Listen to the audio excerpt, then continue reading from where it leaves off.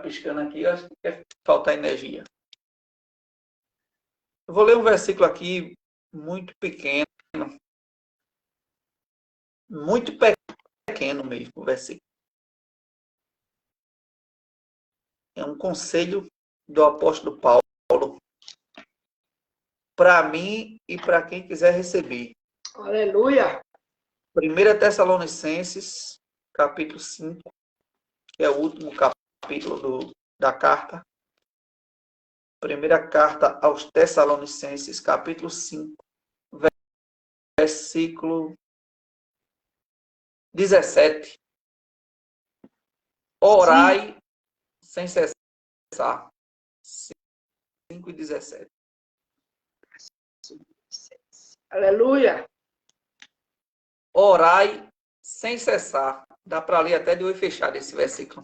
Orai sem cessar. Quando Paulo diz essa frase, orai sem cessar, não significa que a pessoa vai passar 24 horas de joelho orando, né?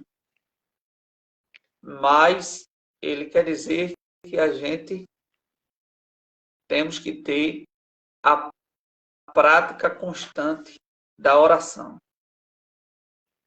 Temos que ter a prática constante da oração. Porque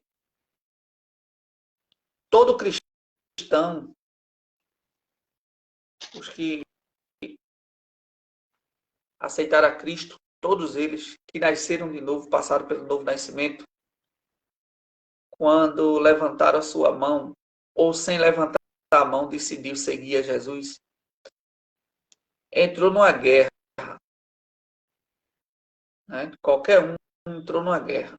Todos os cristãos entraram numa guerra. Quando decidimos seguir a Cristo, entramos numa guerra. E lutamos contra o diabo, contra o pecado, né? Que significa o sistema do mundo, e contra a nossa própria carne. Temos os três maiores inimigos do homem. O mundo, que é o sistema que representa o pecado. A própria carne do homem, que é, quando fala da carne, não estou me referindo ao corpo físico, porque quando a Bíblia fala de carne, nem sempre se refere a essa carne palpável que a gente tem. Às vezes, quando a Bíblia fala de carne, está se referindo à natureza pecaminosa que está dentro de nós, que se inclina a desejar coisas desagradáveis a Deus. E o outro inimigo que temos é o diabo, que anda ao nosso derredor, bramando como leão, buscando a quem possa tragar. Então, uma das armas para vencer o mundo, o diabo e a carne, é a oração. Eu digo que é uma das, porque também temos o jejum e o louvor, não é? Que são considerados armas espirituais para combater esses três maiores inimigos, que é a carne, o diabo e o mundo. Então, o apóstolo Paulo, ele nos dá aqui um conselho, e é a maior necessidade da igreja atualmente, a maior necessidade da igreja atualmente se chama oração. Não sei se a senhora lembra que antigamente o povo orava mais, né? O povo de Deus orava mais. Eu me lembro lá há 20 anos atrás, 22 anos, 23 anos atrás, lá pelo ano 2000, ano 99, o povo orava mais. O povo orava muito. Tinha aquelas irmãs que tinham aqueles calos no joelho.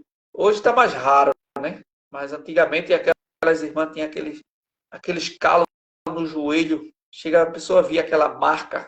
Né? Hoje em dia o povo vai para a igreja orar e bota logo uma toalhinha que é para não arranhar o joelho.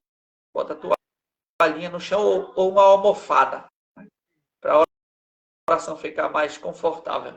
Mas antigamente, as mulheres de ciclo de oração, estou falando, hoje ainda tem, não estou dizendo que não tem, hoje ainda tem. Mas cada vez mais está mais raro, né? Elas tinham 2 calos no joelho e um calo aqui na testa, logo aqui no meio. Ficava preto isso aqui, que era a marca do o banco de madeira da igreja. E a maioria ia com aquele lencinho na mão, que era para chorar na presença de Deus. Era uma toalhinha dessa, né? O povo ia com a toalhinha. A toalhinha. Né? Era. E era para chorar na presença de Deus, porque sabia que ia chorar na presença. É que eu vou abrir. Era. O povo tinha o hábito de orar com a face no pó. Hoje, muitos perderam essa prática e outros acham até desnecessário. Mas antigamente o povo orava com a face no pó. Lembro muitas vezes quando eu ia para os ciclos de orações, chegava cedo nos cultos de oração,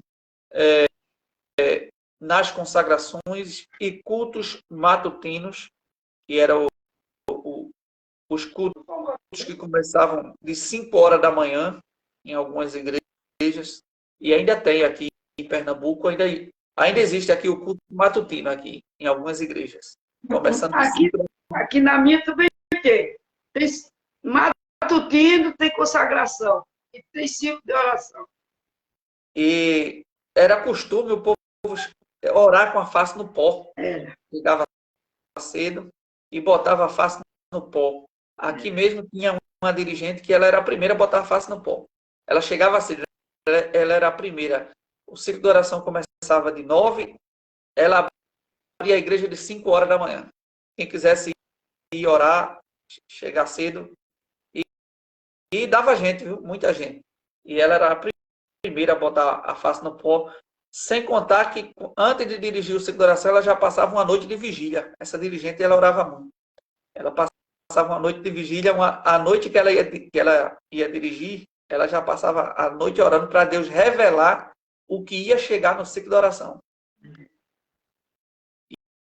E eu vi muita manifestação da glória de Deus, as manifestações dos dons espirituais, revelações profundas, coisas que, se contar hoje, muita gente vai dizer que isso não existe. Eu vi com meus olhos. Muitas coisas que, se eu contar, muita gente vai dizer que isso não existe, isso aí é... Mas só vendo para crer as coisas que eu vi e ouvi, e vi se cumprir e vi acontecer. Por quê? Por causa da oração. Já diz o antigo ditado: mais oração, mais poder, né? Pouca oração, pouco poder. Nenhuma oração e nenhum poder. Então, a nossa vida espiritual, ela é medida pelo termômetro da oração. A nossa vida espiritual é medida pelo termômetro da oração. Hoje temos igrejas lotadas, mas a igreja lota em dia de festa, em dia de congresso, pré-congresso, mas se chamar esses crentes todinho para uma vigília de oração, porque até a vigília de hoje está diferente, mas se chamar esse povo para uma vigília de oração, não fica 10%. E isso que eu estou falando não é uma crítica, eu estou falando uma constatação, né? A igreja no domingo é lotada, mas se chamar o povo para orar, não vem 10% da igreja. Os cultos de orações são os menos frequentados. Mas eu alcancei, numa época ainda, que se a gente não chegasse cedo, a gente não encontrava espaço para ficar ajoelhado no culto. Eu alcancei esse tempo. era aquele barulho na igreja, parecia uma caixa de abelha, quando está fazendo aquela zoada. Tum, zum, zum, zum. Quando tem um bocado de abelha junto, fazendo aquela zoada, né? Era quando a gente passava na frente de uma igreja. Ou quando a gente estava dentro. Era aquela zoada, um orando, outro chorando, outro gemendo, outro gritando, mas o povo estava ali, aquele tumulto, mas era um tumulto santo de oração, aquele barulho gostoso de oração. Quando o dirigente batia lá na campa, e tinha aquela campa, né, que fazia assim, tem igreja que nem tem mais, aquele sino, né, batia assim, tem. Aí ainda ficava a gente de joelho, o povo se levantava já enxugando as lágrimas, mas a glória de Deus descia. Mas hoje em dia, Francisco, principalmente na minha igreja, mudou esse modelo. O pastor, que ainda gosta de orar o tiquinho, está lá orando nos cultos de doutrina. Quando ele se levanta para tocar, nem precisa, que o povo já está tudo sentado. Um conversando com o outro, outro bulindo no celular, acabou-se. Antigamente, eu sei que tem muita gente nova convertida e não sabe como era antigamente. O povo chegava na igreja de 7 horas, chegava cedo.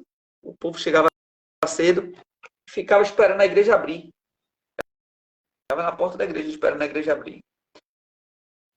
E o culto começava de 7 da noite, o culto da noite. O porteiro já abria a igreja de 6h30. De 6h30 ele abria a igreja, o povo já ficava orando antes de começar o culto. Aí começava, nós abrimos este culto em teu nome, Jesus Cristo, né? Lava esse peixe e bota aí para escorrer. Muita coisa mudou, né? O sistema está mudando, mas nós, particularmente, individualmente, podemos continuar sendo o mesmo, ainda que o sistema mude, ainda que as regras mudem, né? Ainda que a liturgia mude, mas nós podemos continuar sendo o mesmo, né? Eu gosto de um versículo que tem lá em Daniel, eu não me lembro qual é o versículo agora, no capítulo do livro de Daniel, e quando chamaram Daniel para interpretar lá o sonho do rei da estátua, que foi quebrada, foi derrubada, o rei disse, és tu aquele mesmo Daniel, né? Porque tinham avisado ao rei que Daniel já tinha interpretado sonhos anteriores, que Daniel era um homem de Deus, que Daniel era um homem de oração. E a Bíblia diz que Daniel orava 3 vezes por dia.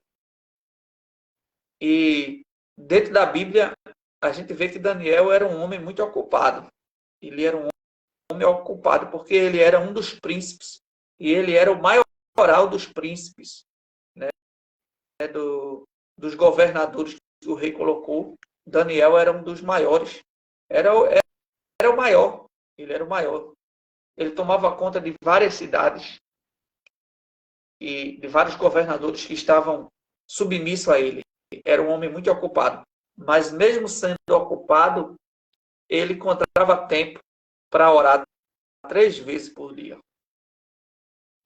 Quando decretaram que não poderia orar, Daniel continuou a sua vida de oração. Porque ele já tinha aquilo ali como um hábito, como uma prática. Hoje em dia, se vier um decreto proibindo os crentes cultuar, tem gente que vai achar até bom, vai fazer até festa. Vai dizer que maravilha que eu não vou poder ir para a igreja. Vai achar até bom. Tem crente que vai achar até bom. Poxa, que coisa boa.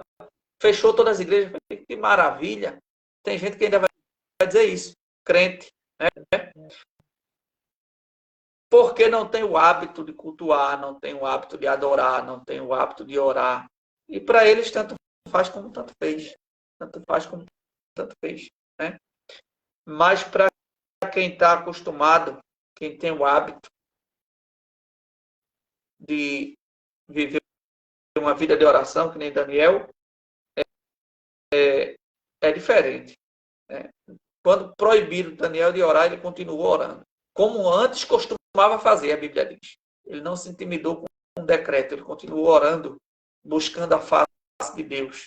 Mesmo sabendo que haveria uma condenação, que quem fosse pego orando a qualquer outro Deus, ia ser jogado na cova do leão.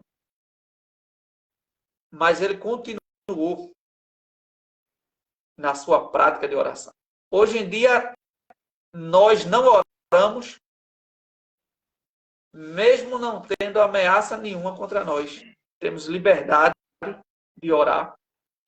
Temos tempo para orar, porque a maior desculpa nossa, e eu me incluo também, eu não estou acusando ninguém, não. Essa palavra que eu estou falando, eu me coloco no meio. Não estou aqui para apontar o dedo para ninguém, mas eu estou me colocando no meio. Eu estou me colocando também como alguém que está em falta na oração. Não estou aqui para acusar ninguém. Estou falando aqui e a palavra também serve para mim. Né?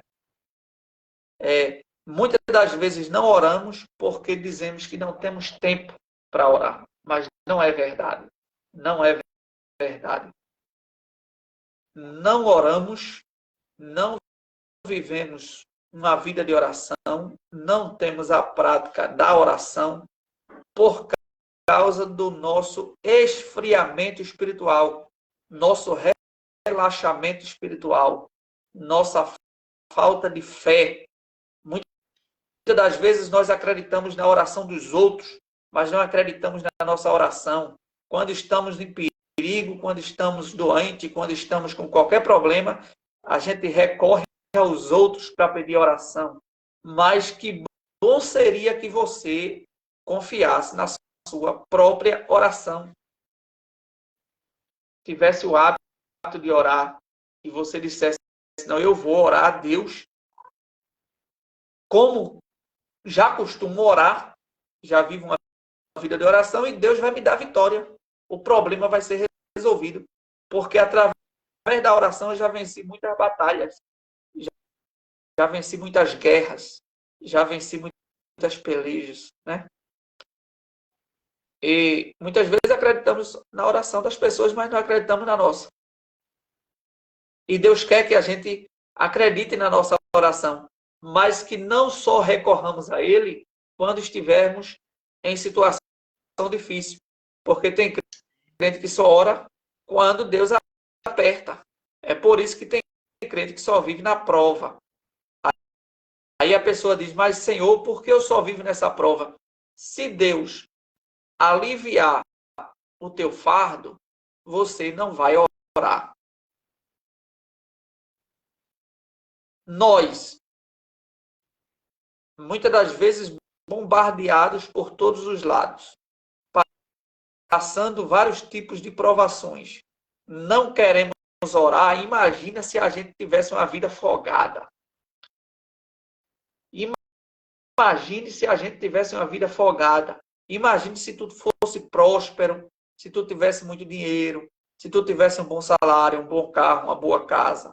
Eu estou falando isso aqui, é uma palavra para todos. Não estou aqui me direcionando a uma pessoa, a uma única pessoa. Eu estou falando uma palavra geral. Né? Imagina você, eu, nós, se tivermos uma vida mais confortável, será que se lembraríamos de viver uma vida de oração? Porque orar 5 palavras, 3 palavras, 4 palavras, qualquer um faz. Mas o que Deus quer de nós, o que Deus exige de nós, é uma vida de oração, que é diferente. É a prática de oração. Aí tem gente que vai lá no livro de Reis e diz, mas irmão, Elias orou. A oração de Elias não demorou nem 5 minutos. Né? A gente vai, Elias orou lá no Monte Carmelo, a gente vê a oração de Elias, ela não demorou nem 5 minutos, porque tem algumas frases ali, ele rogou a Deus que mandasse fogo, o fogo desceu, consumiu o holocausto, consumiu até as pedras que foi feito o altar, tudinho virou pó. O fogo lambeu até a água que estava ao redor do rego, que Elias mandou jogar em cima do sacrifício. Aquela oração de Elias não demorou 5 minutos. Só que isso não significa que Elias orava 5 minutos por dia. Elias, ele tinha o hábito da oração. Elias vivia nos montes, orando em cima do monte.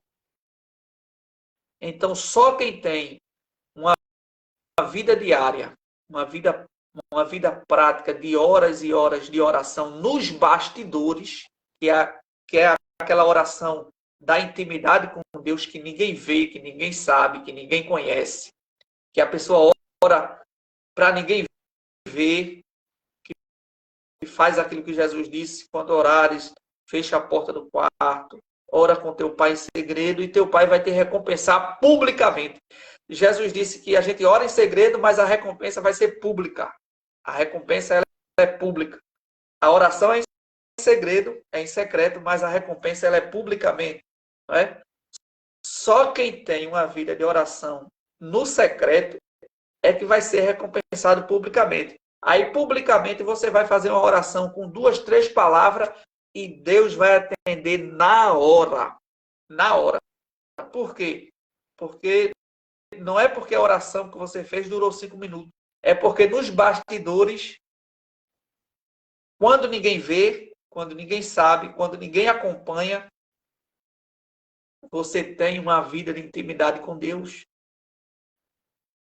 Gasta tempo na oração. É isso que está faltando em mim. É isso que está faltando em nós. É isso que eu preciso acrescentar. É isso que você que está me ouvindo precisa acrescentar. É acrescentar uma vida de oração no seu dia a dia. No seu dia a dia, uma vida de oração. Muitas das vezes a pessoa diz assim, mas irmão, se eu for orar, eu não tenho assunto. Falta assunto para orar. Mas a oração, ela é uma prática que no início é dificultoso, mas com o tempo vai se tornando prazeroso. Né? Aquilo que a gente antes achava um fardo, vai se tornar um deleite. Quando pensar que não, a pessoa já orou 1 hora e não percebeu. É como se tivesse orado 10 minutos. Ainda está lá de joelho, Jesus. Aí olha para o relógio, já faz 1 hora que eu estou aqui de joelho, nem parece. Porque quando a pessoa começa a orar, Deus começa a nos envolver. A gente começa a ser conhecido no céu. A gente começa a ter uma relação com Deus, uma intimidade com Deus. A gente começa a sentir a presença de Deus. A gente fica mais sensível à voz do Espírito Santo. Tem mais discernimento espiritual. É mais usado nos dons espirituais. Então, quando a gente lê a Bíblia, vários textos da Bíblia, vários homens de Deus viveram a vida de oração. Abraão, aonde ele chegava, ele levantava um altar. Quando Deus disse a ele, sai da tua terra, do meio da tua parentela, vai para uma terra que eu ainda vou te dizer onde é. Abraão obedeceu a Deus. Mas quando ele chegou na terra que Deus disse a ele, ele levantou logo um altar. Desceu para o Egito. Quando ele subiu do Egito, levantou novamente um altar. Abraão era um homem de altar. Isaac era um homem de altar. Jacó, apesar dos defeitos que lhe ocorreu, também foi um homem de altar. Ele orava, ele falava com Deus. Daniel, Moisés, Elias, Eliseu, todos esses homens de Deus foram homens de altar, foram homens que oravam. E o apóstolo Paulo, em suas cartas, em várias cartas, falou sobre a importância da oração. Né? Tem até um hino do cantor Toninho de Aripibu que diz que o crente que não gosta de orar, com certeza ele está intrigado com Jesus. Né? Então, aqui em Tessalonicenses, Paulo diz, orai sem cessar. Isso nos faz lembrar que a gente tem que viver uma vida de oração. E a oração ela tem que ser fervorosa, né? Ela tem que ser... Não é aquela oração que nem está falando com a imagem de escultura. O pecador que não conhece a Deus e não adora ao único Deus, ele faz a sua reza para uma imagem que tem boca e não fala, tem olho e não vê, tem pé e não anda. Né? E ali se torna uma oração morta. Mas quando a gente ora, a gente fala com Deus vivo. A gente não está falando com a imagem, a gente está falando com Deus vivo. Um Deus que tem olho e vê, que tem pé e anda, que tem mão e faz obras maravilhosas com as suas mãos. Apesar que tenha uma doutrina aí, não é uma doutrina, é uma linha teológica, tem um assunto da teologia que diz que Deus não tem mão, não tem pé, não tem cabeça, não tem... Isso aí é uma figura de linguagem. Eles dizem, os teólogos têm uma linha teológica que porque a Bíblia diz que Deus é espírito, então Deus não tem mão, Deus não tem pé. E o espírito não tem forma física. Então eles dizem que Deus não tem mão, não tem pé. Isso aí é uma figura de linguagem. Eu acredito diferente e respeito quem acredita desse jeito. Para mim, Deus tem mão. Agora, a mão dele não é igual à minha. Porque ele disse para Moisés, estaria encurtada a mão do Senhor, Moisés? Quando Moisés questionou ou duvidou, porque Deus disse, olha, vou mandar carne para esse povo comer um mês inteiro. Era 600 mil homens, fora mulher e criança. Então tinha ali mais ou menos umas 3 milhões de pessoas ou mais no deserto, onde não tinha açougue, onde não tinha frigorífico, onde não tinha carne, não tinha carne. Só areia e mais nada pela frente. E Deus disse, olha, eu vou mandar carne para esse povo comer o mês inteiro. Aí Moisés disse, Senhor, será que vai degolar todos os bois do mundo para comer esse povo? Todos os rebanhos de boi, de ovelha? É muita gente. Aí Deus disse, Moisés, estaria encurtada a mão do Senhor, Moisés? Agora tu verás se a minha palavra se cumprirá ou não. Olha que palavra. Eita, Deus grande. E isso me alegra, Deus dizer isso. Agora tu vai ver se a minha palavra vai se cumprir ou não. Será que esse Deus é pequeno? Esse Deus a quem nós recorremos, esse Deus a quem clamamos, esse Deus a quem buscamos, esse Deus a quem pedimos socorro, será que ele é pequeno? Meus irmãos, a gente não tem noção do tamanho da grandeza de Deus, o tamanho do poder de Deus e o poder da oração. Já dizia as dirigentes antigamente, a oração tem asa e voa. A oração entra onde ninguém entra. Pelo poder da oração, reis foram destituídos, valentes caíram por terra, enfermidades incuráveis, que o médico disse que não tinha mais jeito, que o médico deu sentença de morte, que o médico disse que era o ponto final, que não adianta fazer quimioterapia, não adianta fazer radioterapia, que o médico mandou preparar já o caixão, mas através da oração, Deus revogou a sentença de morte e deu vida. Porque o Deus que operou no passado, opera hoje. O Deus que fez com Ezequias, que Deus disse para o profeta Isaías, olha, vai lá na casa de Ezequias e diga a ele que ele vai morrer. Diga para ele que ele vai morrer. Manda ele colocar a casa dele em ordem, porque ele vai morrer. Aí a Bíblia diz que Ezequias virou o rosto para a parede e chorou muitíssimo. Ele orou e chorou. E a oração de lágrimas dele foi atendida pelos céus. Foi ouvida e foi rápida. A oração que ele clamou foi ligeiro e a resposta desceu imediatamente.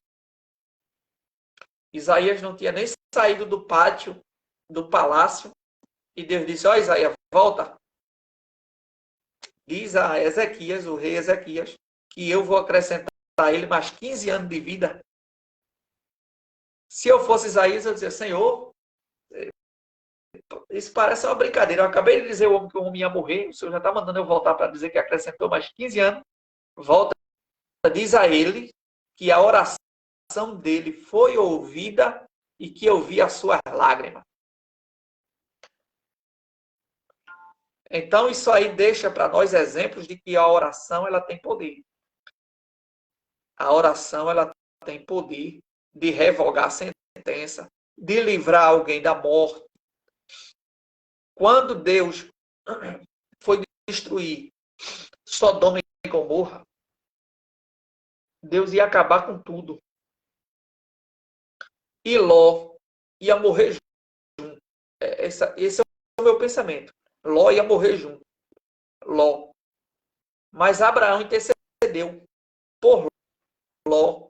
Porque antes de Deus mandar os anjos para Sodoma e Gomorra, Deus passou com os anjos lá na casa de Abraão. Abraão deu um banquete. Deus fez promessa a Abraão que ia lhe dar um filho. Só que quando Deus, que estava em forma humana ali, uma teofania, quando Deus saiu da casa de Abraão, que estava se dirigindo para Sodoma e Gomorra, Abraão percebeu que o semblante de Deus estava irado contra aquele povo, que eram grandes pecadores diante de Deus. Aí Abraão disse... Deus também disse a Abraão, né, que o pecado daquela cidade tinha subido fedendo a sua narina e que Deus desceu, porque um clamor tinha chegado diante de Deus. De quem foi esse clamor? Eu acredito que aquele clamor que chegou diante de Deus foi o clamor de Ló. Porque apesar de Ló, a gente tem uma imagem negativa de Ló, porque ao passar dos anos, a gente só se lembra daquela passagem bíblica que os pastores de Ló contenderam com os pastores de Abraão e que os dois tiveram de se separar. Só que lá no livro de Pedro, diz que Ló era um homem justo e que todos os dias ele afligia a sua alma no meio daqueles pecadores. Ele vivia aflito de ver aquela corrupção, de ver aquele pecado, de ver aquelas iniquidades. Jó vivia espiritualmente atormentado com aquele povo. Apesar que a escolha foi dele de ir morar naquele lugar. Mas ele, espiritualmente, ele vivia clamando a Deus. Então o clamor subiu até Deus. Deus desceu para resolver. Só que quando Deus decidiu destruir, aí Abraão intercedeu por Ló. Porque Abraão não citou nome, mas ele disse, Senhor, tu vai destruir uma cidade. Se dentro dessa cidade tiver 50 justos, o Senhor destruiria a cidade junto com os 50 justos? Deus disse, não. Jamais eu destruiria a cidade com os 50 justos. Por causa dos 50 justos, eu pouparia a cidade toda. Aí Abraão disse, e se fosse 45? Deus disse, eu não destruiria por causa dos 45. E se fosse 40? Deus disse, eu não destruiria por causa dos 40. Senhor, e se fosse 30? Não destruiria por causa dos 30. Aí Abraão foi diminuindo. E fosse 20? Também não. E se fosse 10? Deus disse, eu não destruiria a cidade por causa dos 10. Só que na cidade de Sodoma e Gomorra não tinha nem 10 justos. Só tinha um.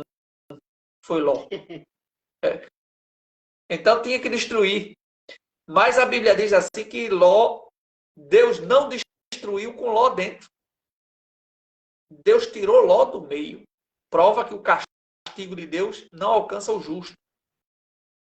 Do jeito que Ló foi tirado do meio de Sodoma, para Sodoma ser destruído, assim a igreja vai ser tirada da terra para Deus acabar com esse mundo aqui, derramar a taça da ira dele.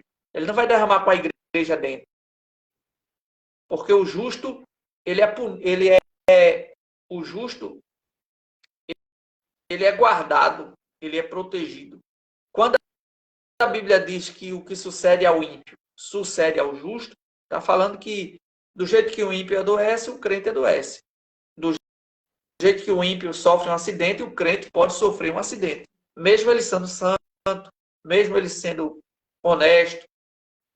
Mas em se tratando de juízo de Deus, quando Deus entra em juízo contra um povo, contra uma nação, contra um reino, ou contra esse mundo que vai acontecer o juízo de Deus contra a terra, ele não vai destruir o justo com o ímpio. Porque Deus faz separação entre o justo e o ímpio. Deus faz separação entre o que serve e o que não serve. Deus separa o que teme a ele e o que não teme. E nós não vamos ser destruídos. Não vamos sofrer o castigo da ira de Deus junto com os ímpios pecadores. Vamos ser retirados no arrebatamento da igreja, né? Então, Deus tirou Ló do meio. Mas vejamos que tinha alguém intercedendo. Abraão intercedeu. Abraão intercedeu. Então, entra aí o poder da oração, o poder da intercessão. Quantas vezes já aconteceu com servas do Senhor que tem o filho envolvido nas drogas, que tem os filhos envolvidos no crime, que tem os filhos envolvidos em coisa errada. E quando a irmã chega na igreja, Deus diz, mulher, por causa da tua oração, eu tenho fechado a sepultura do teu filho. Quantas vezes foi alguém armado? Quantas vezes prepararam emboscada? Quantas vezes prepararam a cova? Aí Deus diz, mas eu fechei.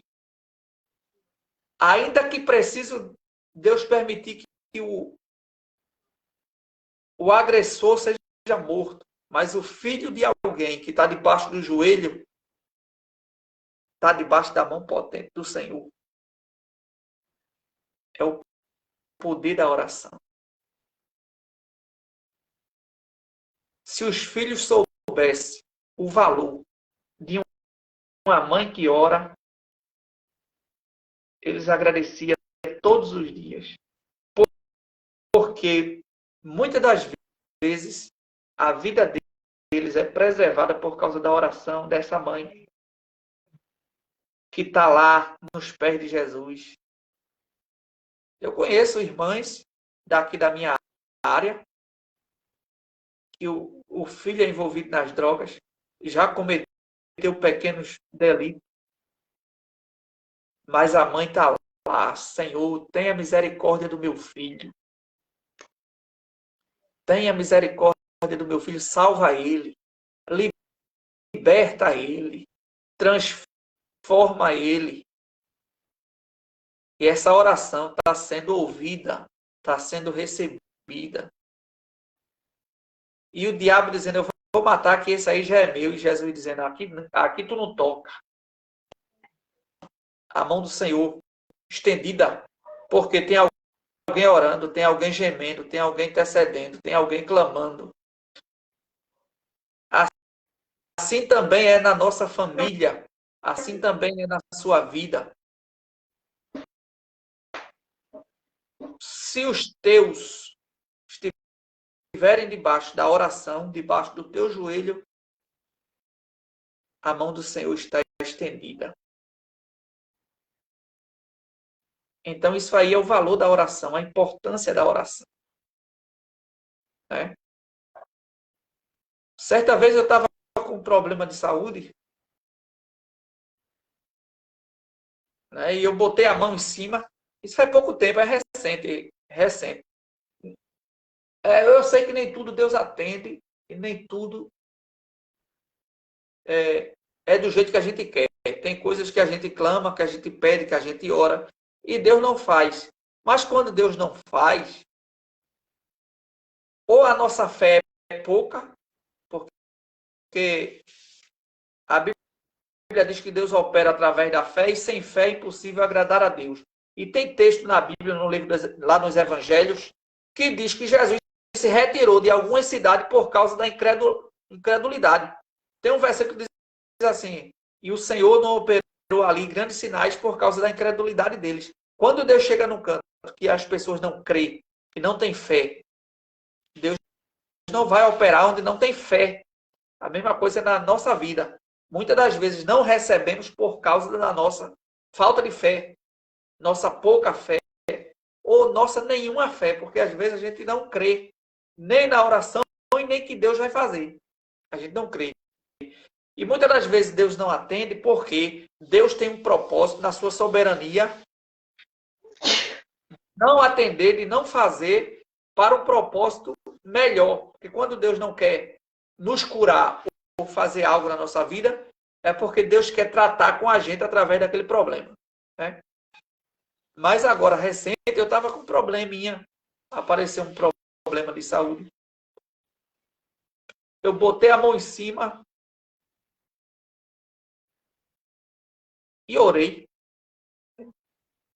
Dentro do banheiro mesmo.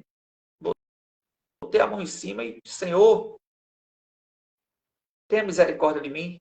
Repreende esse mal. E o problema já começou a ser resolvido. Eu sinto a diferença. Eu sinto a diferença. E eu me lembrei que foi a partir daquela oração. Foi a partir daquela oração. Então,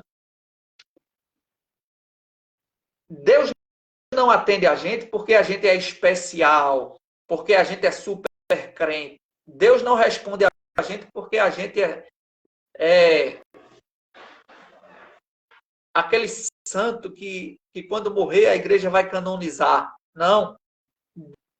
Deus te atende, Deus te responde, Deus ouve a tua oração, Deus manda a resposta da tua oração, primeiro, porque Deus é misericordioso, Deus é cheio de amor e Deus é cheio de compaixão. Independente dos teus defeitos, das tuas falhas, dos teus erros e dos teus pecados, se tu souber como entrar na presença de Deus, você vai ser atendido. Se você souber como falar com Deus, como tocar no coração de Deus, como se humilhar diante dele, como se quebrantar diante dele e usar a fórmula certa para falar com ele, pode ter certeza que Deus vai ouvir e atender a tua oração. Porque para falar com Deus não é com arrogância. Não é eu exijo, como ensina algumas igrejas. Eu determino. Não adianta você pegar aquele martelo de madeira que pegou lá naquela igreja, que eles dizem que é o martelo da justiça de Deus. Você pode bater onde você quiser, que não vai acontecer nada. Olha, traga aqui, isso aqui é o martelo da justiça de Deus. É aquele martelo de bater carne que a turma pegava para amassar a carne antigamente. É o martelo da justiça de Deus? Não. Não é o martelo da justiça de Deus. Isso aí não funciona. Para você ser respondido, você tem que ter uma fórmula para falar com Deus, que é o quebrantamento. A Bíblia diz, se o meu povo, que se chama pelo meu nome, primeiro a Bíblia já entra com isso aí, se humilhar. Porque muitas vezes a gente está cheio de eu. de ego, nosso orgulho. Né? A gente pensa que a gente é humilde. Né? Tem gente que diz, eu sou tão humilde, graças a Deus que eu sou muito humilde. De tão bom que eu sou. Mas só Jesus conhece por dentro. Só Jesus te conhece, sonda. Jesus sonda a gente. E muitas das vezes a gente acha que é humilde, mas a gente não é. A gente, quando passa pelo fogo, vai sair as escórias que está lá dentro. Né? Então, se o meu povo que se chama pelo meu nome se humilhar, orar, buscar a minha face, que é diferente de orar, buscar a face do Senhor é diferente de orar. Claro que a buscar a face do Senhor está incluído a oração, mas a oração é diferente de buscar a face do Senhor. Buscar a face do Senhor é uma vida de oração constante, é estar sempre diante da face do Senhor. Se humilhar, orar, buscar a minha face, se converter dos seus maus caminhos, é segundo as Crônicas 7:14, né? Se converter dos seus maus caminhos, que é deixar de ser mentiroso, deixar de ser enganador, deixar de ser fofoqueiro, deixar de comprar fiado e não pagar, e pagar o perfume da Natura que comprou e deixou a irmãzinha lá no prejuízo. Porque o que tem de crente caloteiro não é brincadeira. Mas está na igreja fazendo campanha de oração. E quer resposta, quer vitória, quer que Deus atenda, quer que Deus mande vitória. Mas não anda certo com Deus. Porque pensa que se eu enganar o irmãozinho, a irmãzinha, isso aí não está ofendendo a Deus. Só que isso aí também é um agravo aos céus. Porque quando eu peco contra o meu irmão, eu estou pecando contra Deus.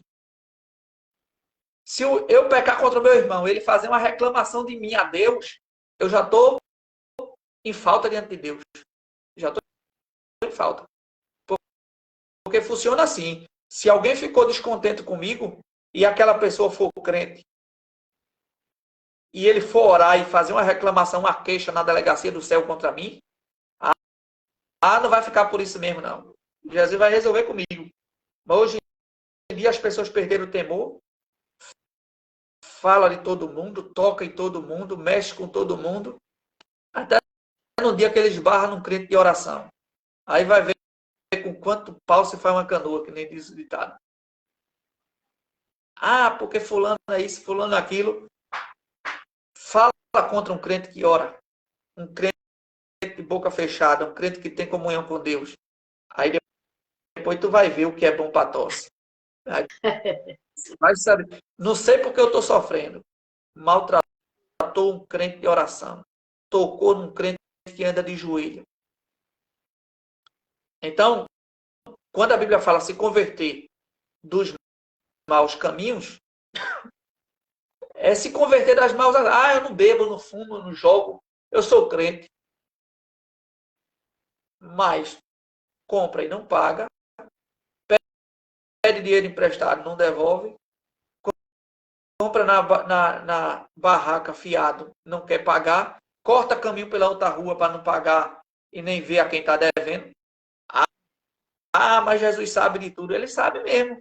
Que você é um caloteiro, que você é um enganador, que pegou dinheiro,